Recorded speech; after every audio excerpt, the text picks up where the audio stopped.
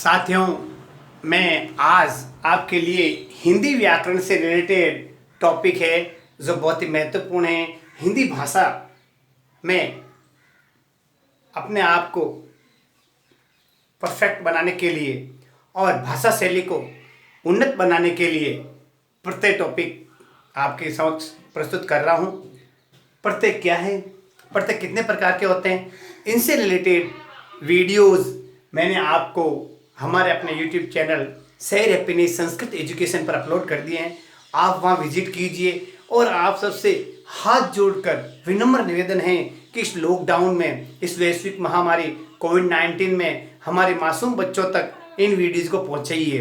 वो लॉकडाउन में इस ऑनलाइन क्लासेज के माध्यम से अपनी स्टडी जारी रख सकेंगे और लगातार घर पर कक्षागत वातावरण उनको हमारे यूट्यूब चैनल शहर हैप्पीनेस संस्कृत एजुकेशन के माध्यम से मिलता रहेगा। और ये हम प्राथमिक कक्षाओं से लेकर के जो बड़ी बड़ी कॉम्पिटिटिव एग्जाम की तैयारी करते हैं उनसे रिलेटेड प्रश्नों का संग्रह हम हमारे वीडियोस में आपके लिए करते हैं और आपके लिए हम लाते हैं। तो मेरे कहने का मतलब साथियों, इस कोविड-19 में आप भी सेफ रहिए, दूसरों को भी सुरक्षित रखिए और हमारे मासूमों तक इन वीडियोस को ज़्यादा से ज़्यादा पहुंचाइए। आप सभी पूरा वीडियोस देखें और कमेंट बॉक्स में हमारे लिए आप कमेंट जरूर दे दें। तो अब आते हैं हमारे टॉपिक पे। प्रत्यय। प्रत्यय क्या है? प्रत्यय किसी शब्द के मूल अर्थ में किस प्रकार परिवर्तन करते हैं? प्रत्यय कितने प्रकार के होते हैं? कृदंत प्रत्यय की क्या विशेषता होती है और कृदंत के भाग कौन कौन से हैं?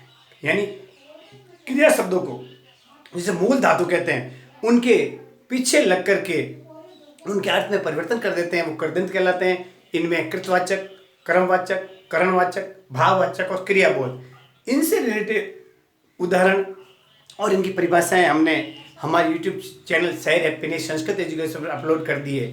तो आज हम पढ़ रहे हैं प्रत्यय का पार्ट 3 और जिसमें मैं आपको बताने जा रहा हूं बहुत ही महत्वपूर्ण, इसका सेकंड पार्ट है कृदंत का, दूसरा पार्ट है तद्धित। तद्धित प्रत्यय। अब तद्धित प्रत्यय क्या होता है, इसका क्या अर्थ होता है, इसकी क्या परिभाषा होती है? तद्धित प्रत्यय यानी वे प्रत्यय शब्द जो क्रियापदों के अलावा, तो क्रियापदों के अलावा कौन कौन से होते हैं, मैं आप मेरे पीछे पीछे आप भी नोट्स बनाना चाहे तो नोट्स बना लें।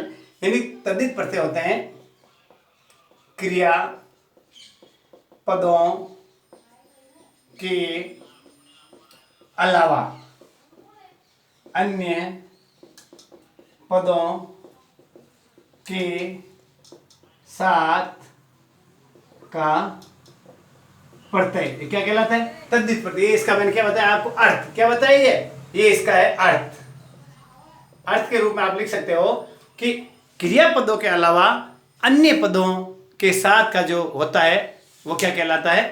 तद्धित प्रत्यय कहलाता है। अच्छी तरह से आपके समझ में आ गया होगा। मेरे कहने का मतलब है कि अब इसकी मैं आपको परिभाषा बताना चाहता हूं, तद्धित प्रत्यय की परिभाषा।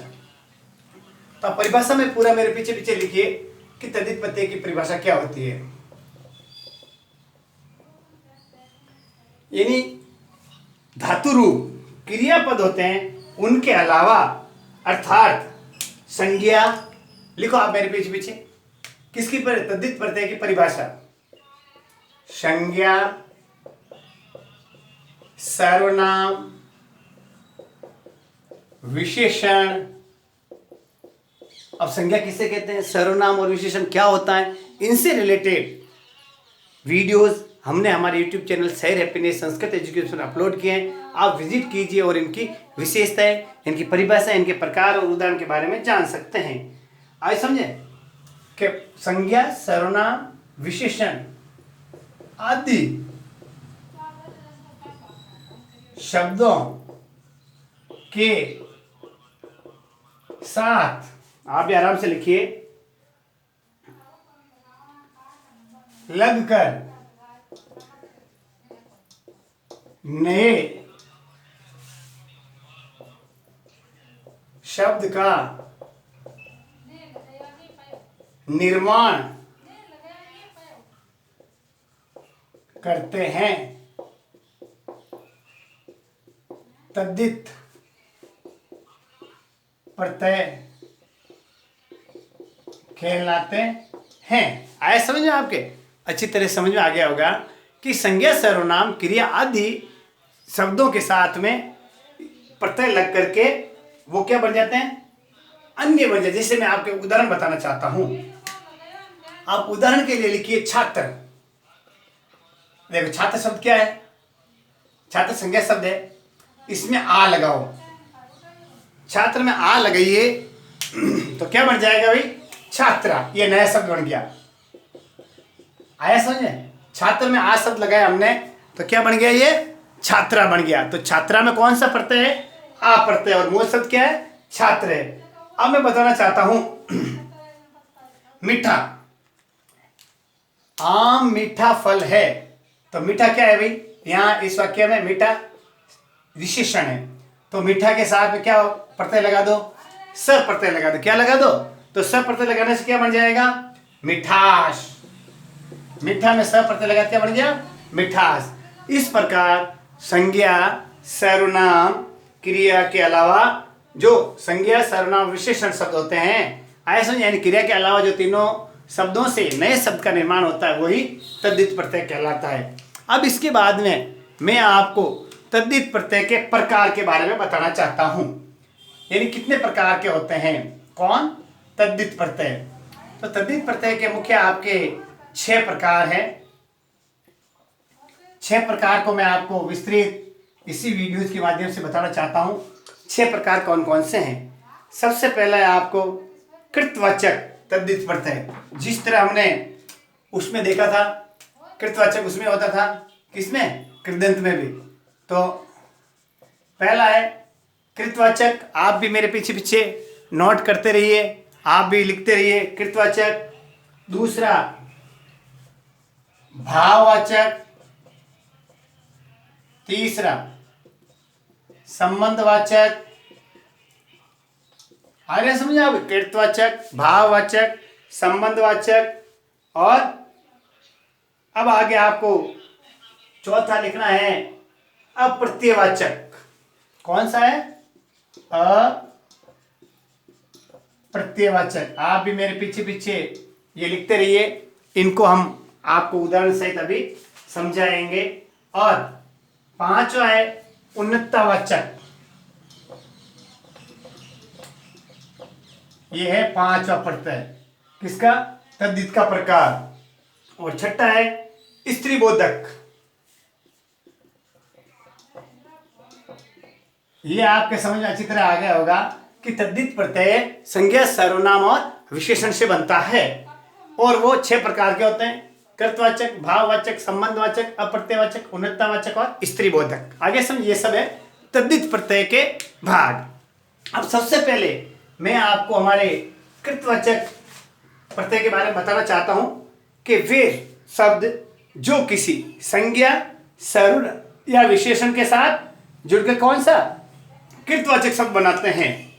अब इसमें आपको छोटी परिभाषा बता देता हूं कि वे शब्द, आप भी लिखो मेरे पीछे पीछे, जो संज्ञा सर्वनाम विशेषण के साथ जुड़कर कृतवाचक शब्द बनाते हैं। कैसे, कृतवाचक। कृतवाचक क्या होता है, कर्ता, यानी काम को करने वाला। कृतवाचक शब्द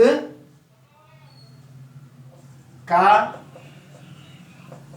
निर्माण करते हैं। सीधी परिभाषा है पहले की, वे शब्द जो संज्ञा सर्वनाम विशेषण से जुड़कर कर्तवाचक शब्द का निर्माण करते हैं। जिससे मैं कर्ता, काम को करने वाला। जिससे मैं आपको एक संज्ञा शब्द बताऊंगा आपको, देखो देखना, लोहा। देखो मूल शब्द क्या है, देखो आप मेरे साथ, लोहा क्या है, मूल शब्द क्या है, लोहा। लोहा क्या है, संज्ञा शब्द। इसमें क्या लगा दो, आर। हमने क्या लगाया, प्रत्यय। तो लोहा के साथ में हमने आर प्रत्यय लगाया तो क्या बन गया, लुहार। और लुहार है कौन सा, किसी काम को करने वाला। लोहा के साथ में हमने आर प्रत्यय लगाया तो क्या बन गया, लुहार। अब आगे तेल। तेल वस्तु है, तेल के साथ में ई प्रत्यय लगाओ। तेल के साथ में ई प्रत्यय क्या बन गया, तेली। आए समझे। और आपको बताना चाहता हूं, एरा प्रत्यय लगाओ, एरा। घास के साथ एरा लगाओ, क्या हो गया? गसेरा। क्या बन गया?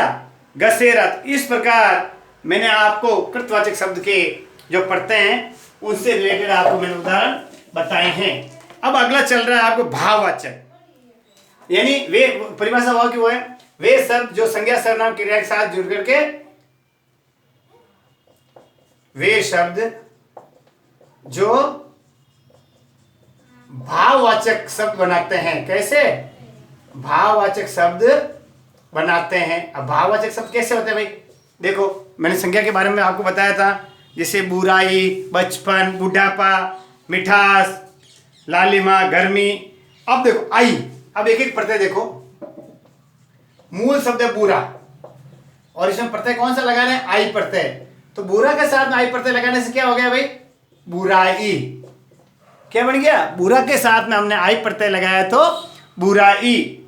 आपा, बुड्ढा, मूल शब्द है बुड्ढा, इसमें आपा प्रत्यय लगाओ तो क्या बन गया? बुढ़ापा। अब प्रश्न ऐसा सीधा बनेगा स्कूली शिक्षा के लिए कि बुढ़ापा में कौन सा प्रत्यय है, तो क्या लिखोगे आप? बुढ़ापा में आपा प्रत्यय है। थोड़ी बड़े स्टैंडर्ड में जाओगे तो बुढ़ापा में मूल शब्द कौन सा है? बुढ़ा।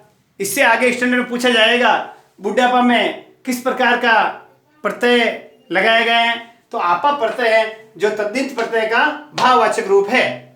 ऐसा पूछा जा सकता है बुढ़ापा तद्धित प्रत्यय का कौन सा प्रकार है? भाववाचक, क्योंकि बुढ़ापा में भाव बताए जा रहे हैं। आया समझ? आगे बताना। आश, मीठा से मिठास, खट्टा, मूल शब्द है हमारा खट्टा, इसके साथ हम लगा रहे आस, तो क्या हो गया? खट्टास। ये आप भी नोट करते रहो, मैं आपको लिखवा रहा हूं और आप भी आराम से लिखिएगा। इमा, लाल से लालिमा, गर्म से गर्मी, गर्म, मूल शब्द गर्म है, ई प्रत्यय लगाया मैंने तो क्या बन गया? ये गर्मी। लाल से इमा प्रत्यय लगा के लालिमा। ता, सुंदर से, सुंदर से ता प्रत्यय लगाओ तो क्या हो गया? सुंदरता।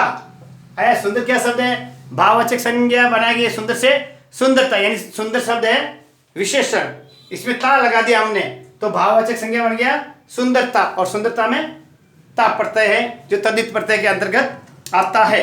अब मैं बताना चाहता हूं तो पशु के साथ तो प्रत्यय लगाओ, तो पशुत्व, पशुत्व। मनुष्य के साथ तो प्रत्यय लगाओ, मनुष्यत्व। और पन, महत्वपूर्ण भाववाचक संज्ञा में पन, बच्चा के साथ, बच्चा मूल शब्द है, पन लगाओ तो क्या बन गया? बचपन। लड़का, लड़कपन।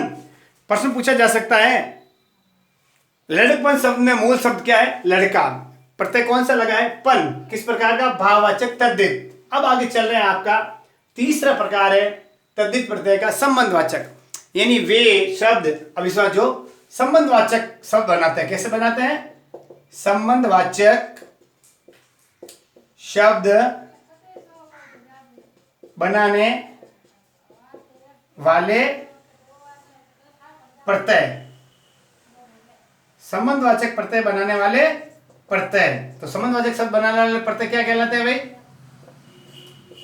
संबंधवाचक। क्या कहलाते हैं? संबंधवाचक। तो अब संबंधवाचक के लिए मैं आपको महत्वपूर्ण उदाहरण बताना चाहता हूं, और पहले परिभाषा लिख लो आप कि वे शब्द जो संज्ञा सर्वनाम विशेषण से जुड़ करके संबंधवाचक सर्वनाम बनाते हैं। जैसे देखो, संबंध, चाचा, मूल शब्द है चाचा, चाचा के साथ में हमने एरा क्या लगाया? प्रत्यय, तो क्या हो गया? चाचा के साथ एरा लगाने से चचेरा, मामा के साथ एरा लगाने से मम्मेरा। इक, शरीर, मूल शब्द शरीर, इक प्रत्यय लगाओ तो क्या बन गया? शारीरिक। ऐसा क्या बन गया? बन गया शरीर के साथ में इक लगाने से शारीरिक बन गया है। आप ये भी नोट करें, शारीरिक में कौन सा प्रत्यय है? एक प्रत्यय संबंधवाचक तद्धित प्रत्यय का भाग है।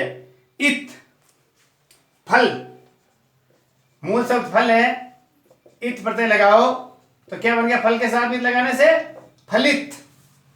क्या बन गया? फलित। अब आगे चलो, इला, रस।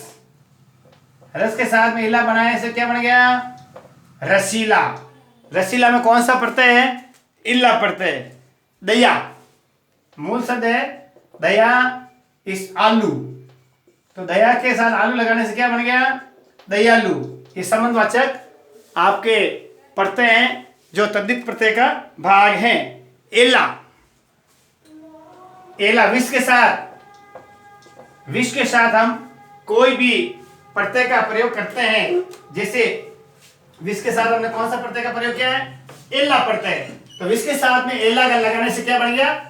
विषेला। क्या बन गया? विष के साथ हमने एला प्रत्यय बनाया तो विषेला। आप भी नोट कीजिए कि विष शब्द मूल है, इसमें हमने एला प्रत्यय लगाया तो क्या बन गया? विषेला। अब देखो मान, बुद्धि के साथ मान लगाओ तो बुद्धिमान। हरा, एक के साथ हरा लगाओ, इकरा। जा, भतीजा, भांजा। ओई, नन के साथ ओई लगाओ, नंदोई। वत, पुत्र के साथ वत, पुत्रवत। तर, प्रत्यय लगाओ कठिन के साथ कठिन तर। सबसे पहले महत्वपूर्ण बात मैं बताना चाहता हूं, भतीजा। भतीजा में प्रत्यय लगाया जा प्रत्यय। कौन सा प्रत्यय लगाया? जा प्रत्यय लगाया हमने। तो भतीजा जो संबंधवाचक एक दूसरे से हमारे जो रिलेटिव्स होते हैं उन संबंधों को बताने के लिए भी हम संबंधवाचक प्रत्यय का प्रयोग करते हैं। अब अप्रत्यय तद्धित क्या होता है? देखो ये अप्रत्ययवाचक वेरी वेरी इंपॉर्टेंट है। आप इसको आराम से मेरे साथ सीखने की कोशिश कीजिए। मैं आपके लिए इस वीडियो के माध्यम से बताना चाहता हूं कि संस्कृत के प्रभाव के कारण, सुनना, संस्कृत प्रभाव के कारण, लिखिए आप मेरे पीछे पीछे, संस्कृत प्रभाव के कारण संज्ञा। संज्ञा आप जानते ही हो, किसी व्यक्ति वस्तु स्थान को संज्ञा कहते हैं। जो संज्ञा वाले शब्द हैं, सुन लेना, संज्ञा के साथ संस्कृत प्रभाव कारण संज्ञा शब्दों के साथ, ध्यान रखना, संज्ञा शब्दों के साथ अप्रत्ययवाच्य लगाने से, वाचक प्रत्यय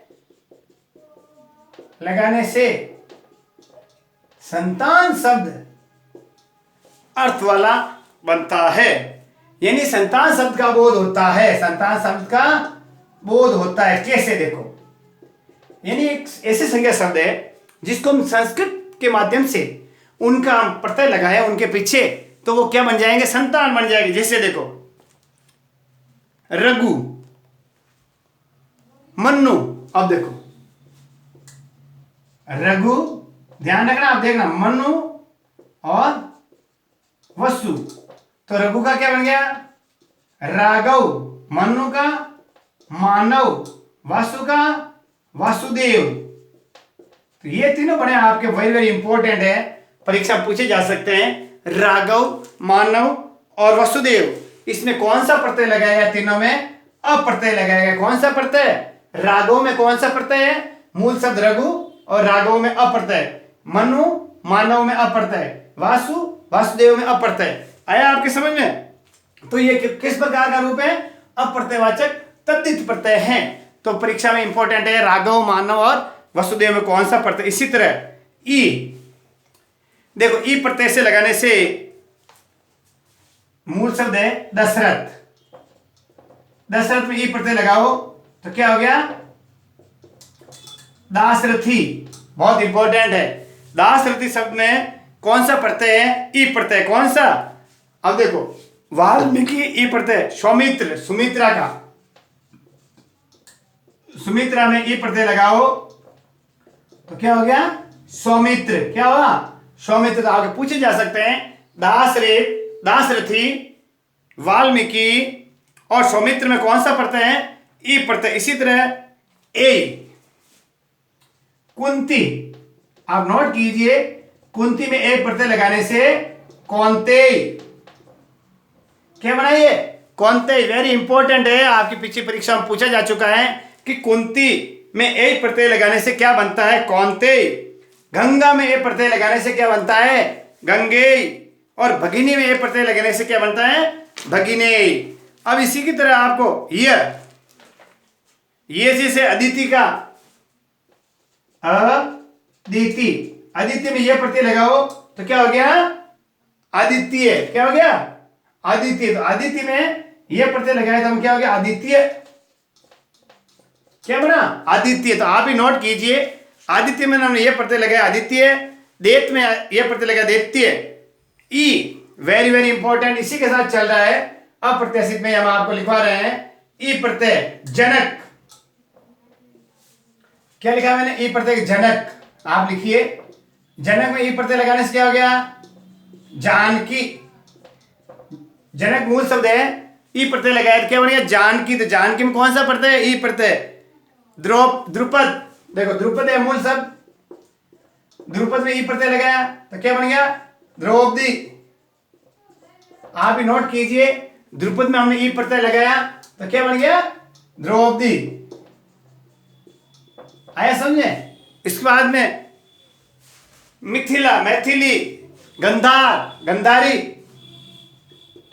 गांधार है, इसमें हमने ई प्रत्यय लगाया तो क्या बन गया? गांधारी। आप भी नोट कर लीजिए, ये वेरी वेरी इंपॉर्टेंट है। अब आपको ये मैंने लिखवा दिए हैं, इसके साथ साथ आप इनको नोट भी कर लीजिए कि जनक में ई लगाने से जानकी, द्रुपद में ई लगाने से द्रौपदी और गंधार में ई लगाने से गांधारी। ये जो बताया मैंने आपको वेरी वेरी इंपॉर्टेंट, आपके आगामी एग्जाम से रिलेटेड बहुत ही महत्वपूर्ण है कि वासुदेव में कौन सा प्रत्यय है, अप्रत्यय, राघव में कौन सा प्रत्यय है अ, और मूल शब्द है रघु, ये अप्रत्यय। दास ऋतु में ई प्रत्यय, कौन्तेय में ए प्रत्यय, अदिति में ये प्रत्यय और जानकी में ई प्रत्यय। अब उन्नतावाचक शब्द क्या होते हैं? देखो, उन्नता का मतलब होता है उसकी छोटा रूप होता है। आया समझे? लघु सूचक यानी छोटा रूप का निर्माण करते हैं, यानी वे शब्द जो संज्ञा सर्वनाम विशेषण के साथ लग के जो क्या करते हैं? एक छोटेपन यानी लघुता, वे सब जो उनके लघु रूप को दर्शाते हैं। कोई भी वस्तु होती है संज्ञा सर्वनाम उनके किस रूप को दर्शाते हैं? लघु रूप को दर्शाते हैं। जैसे खाट, लोटा। खाट, जैसे खाट है बड़ा शब्द, या प्रत्यय लगाओ तो क्या बन गया? खाट का खटिया। क्या बन गया? खटिया। अब लोटा एक बड़ा शब्द है, लोटा के साथ या प्रत्यय लगाओ क्या हो गया? लुटिया। आया समझे? डिब्बा बहुत महत्वपूर्ण है, डिब्बा बड़ा शब्द है, इसमें हमने या प्रत्यय लगाया तो क्या बन गया? डिब्बा का लघु रूप डिबिया। प्रश्न बड़े इस तरह पूछे जा सकते हैं कि डिबिया में मूल शब्द क्या है? डिब्बा। इसमें कौन सा प्रत्यय लगेगा? या प्रत्यय। किस रूप का है? उन्नतावाचक तद्धित प्रत्यय का रूप है। अब आगे जैसे ई के लिए मैं आपको बता दूं, पहाड़। पहाड़ बड़ा शब्द है, ई लगाने से इसका लघु रूप हो जाएगा पहाड़ी। घंटा, मंदिर में बड़ा घंटा है, ई लगाने से इसका लघु रूप क्या बन जाएगा? घंटी। घंटा शब्द में ई लगाने से घंटी, और टोकरा शब्द में ई लगाने से टोकरी, मंडल शब्द में ई लगाने से मंडली। आया समझे? ओला, देखो सांप, ठीक है, इसमें हम ओला प्रत्यय लगाएंगे तो सांप बड़ा होता है, सांप के बच्चे को क्या कहते हैं हम? सपोला। तो सांप के साथ हम ओला लगाने से क्या बन गया? सपोला। आया समझे? सपोला। आया समझे? सांप के साथ हमने कौन सा प्रत्यय लगाया? ओला, तो इससे क्या बन गया? सपोला। अब अगले आपको महत्वपूर्ण है अंतिम स्त्रीबोधक, यानी वे संज्ञा सर्वनाम और विशेषण शब्द जिनसे साथ में प्रत्यय लगा के किस रूप को बताते हैं? स्त्री रूप, स्त्री वाचक को बनाते हैं। वे शब्द जो स्त्रीवाचक शब्द बनाते हैं। जैसे देखो, लड़का, ई लगा दिया हमने तो क्या बन गया? लड़का के साथ ई लगाने से स्त्रीबोधक लड़की। ऐसा लड़का में हमने ये प्रत्यय लगाया तो लड़की, और आ प्रत्यय लगाओ, देखो अनुज, अनुज में आ प्रत्यय लगाओ, मूल शब्द अनुज, आ प्रत्यय भाई, और अनुज के साथ आ लगाने से अनुजा बहन। अनुज आ प्रत्यय लगाया तो अनुजा, तो मूल शब्द अनुज, आ प्रत्यय लगाया, अनुजा में कौन सा प्रत्यय है? आ प्रत्यय है। अब आगे आइन, ठाकुर, ठाकुर में आइन प्रत्यय लगाओ, ठकुराइन, क्या हो गया? आ भी लिखिए, ठाकुर में आइन प्रत्यय लगाने से ठकुराइन। अब आप और महत्वपूर्ण बात बताइए, आनी, सेठ, सेठ पुल्लिंग है, आनी, इसमें हम प्रत्यय लगा देते हैं आनी। कौन सा प्रत्यय लगाएंगे? सेठ में हम आनी प्रत्यय लगाने से स्त्रीलिंग कौन सा बन गया? सेठानी। तो प्रश्न बन सकता है सेठानी में मूल शब्द कौन सा है? सेठ। सेठानी में कौन सा प्रत्यय है? आनी प्रत्यय। आनी किस प्रकार का प्रत्यय है? स्त्री बोधक तद्धित प्रत्यय। सेठानी किस प्रकार का प्रत्यय है? तो आपको लिखना है तद्धित प्रत्यय। क्यों? सेठ पुल्लिंग है, पुल्लिंग का स्त्रीलिंग बनता है, ये आपके स्त्री बोधक के लिए है। नी, शेर, नी प्रत्यय लगाओ तो क्या हो गया? शेरनी। इया, चूहा, चुईया। इन्नी, हाथी, हथीनी। ऐसे समझे?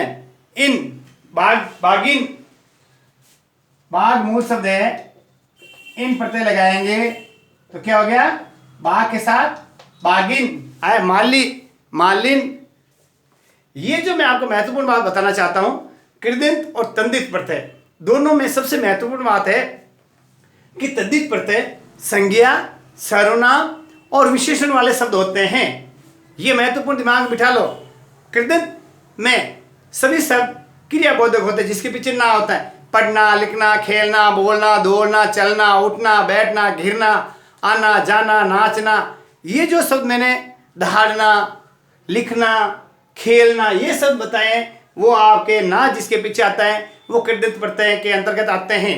वे शब्द जो पीछे बच गए हैं, संज्ञा वाले, संज्ञावाचक शब्द, सर्वनामवाचक और विशेषणवाचक, इन तीनों के साथ में यदि प्रत्यय मिलके बनते हैं तो वो तद्धित प्रत्यय का रूप होते हैं। तो मैंने आपको कृदंत और तद्धित प्रत्यय हमारे YouTube चैनल शहर हैप्पीनेस संस्कृत एजुकेशन पर अच्छी तरह से समझाने की कोशिश की है आपको। अब मैं एक महत्वपूर्ण बात और बताने जा रहा हूं, वो ये है कि इनके अलावा सुनो, जो मैंने आपको प्रत्यय बताए हैं, इनमें बहुत महत्वपूर्ण एक बात है, अलग प्रत्यय बनते हैं। कौन से अलग बनते हैं? इनके लिए आप ये नोट कर लिया होगा आपने मेरे साथ साथ। जिसने नोट नहीं किया है वो नोट मैंने बोल रहा हूं, उसको देख देख के धीरे धीरे आप नोट कर लीजिए। अब मैं आपको एक महत्वपूर्ण बात बताने जा रहा हूं कि जिस प्रकार हमारी हिंदी भाषा में और संस्कृत भाषा में प्रत्यय होते हैं, ठीक उसी प्रकार के उर्दू भाषा के भी आपके प्रत्यय होते हैं। आया समझे? तो उर्दू भाषा के दो चार प्रत्यय मैं आपको बताना चाहता हूं। देखो, हिंदी में हालांकि उर्दू के हैं वो, लेकिन हम उसको हिंदी भाषा में भी प्रयुक्त करते हैं। उर्दू, देखो उर्दू के प्रत्यय आप लिख दीजिए, लिखना चाहते हो उर्दू के प्रत्यय जो हिंदी भाषा में आए, जैसे घर। देखो, जादू के साथ हमने घर का प्रयोग किया, जादू मूल शब्द है, उसके साथ घर, जादूगर, बाजीगर, कारीगर, सौदागर। ची, ची प्रत्यय है, तोप मूल शब्द है, तोप के साथ हमने ची प्रत्यय लगा, तोप ची।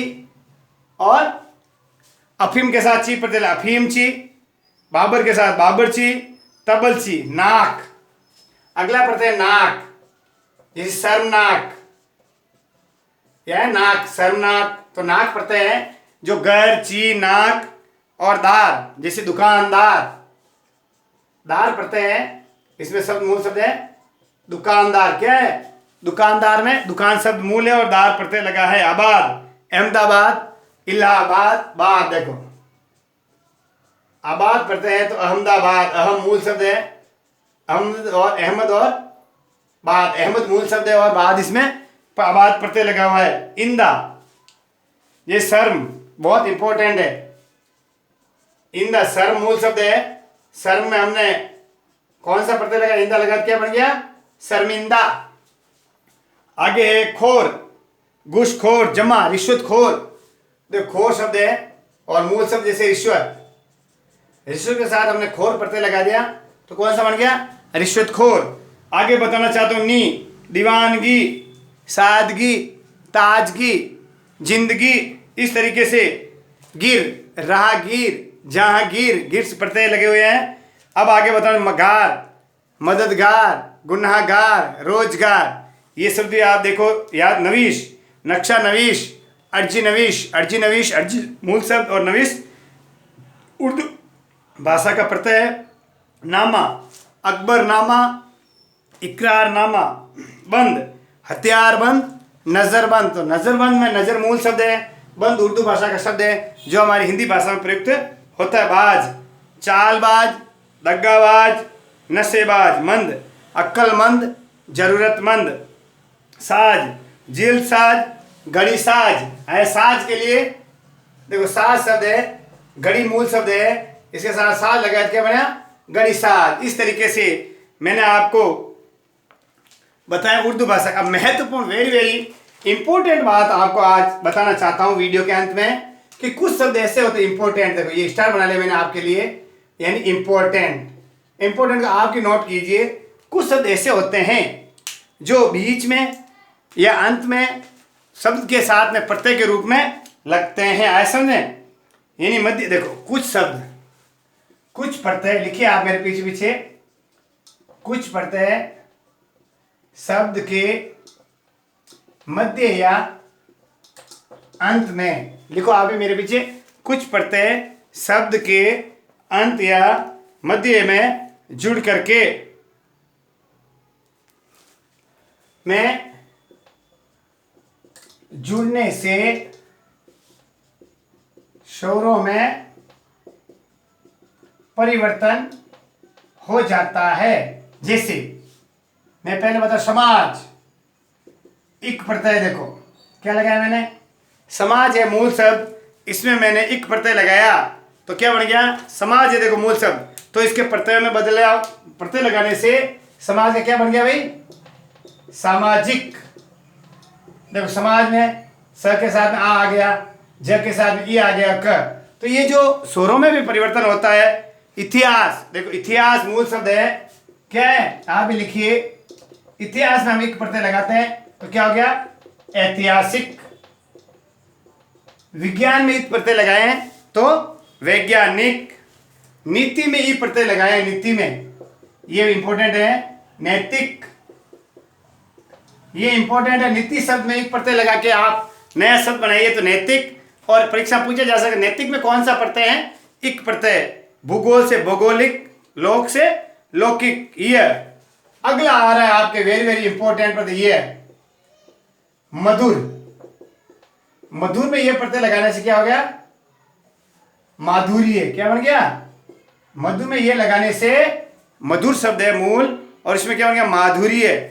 इसी तरह पहले हमने इक बताया, पहला इक का नियम फर्स्ट, सेकंड सुंदर। सुंदर से ये प्रत्यय लगाने से सौंदर्य। आप भी लिखिए। सुंदर में ये प्रत्यय लगाया जाए तो कौन सा शब्द बन सकता है? सौंदर्य। सूर में ये प्रत्यय लगाओ तो क्या हो गया? शौर्य। ये इंपॉर्टेंट शब्द है कि शौर्य में कौन सा प्रत्यय है? ये प्रत्यय है। आपके लिए इंपॉर्टेंट बात मैं बताना चाहता हूं, शौर्य में ये प्रत्यय है।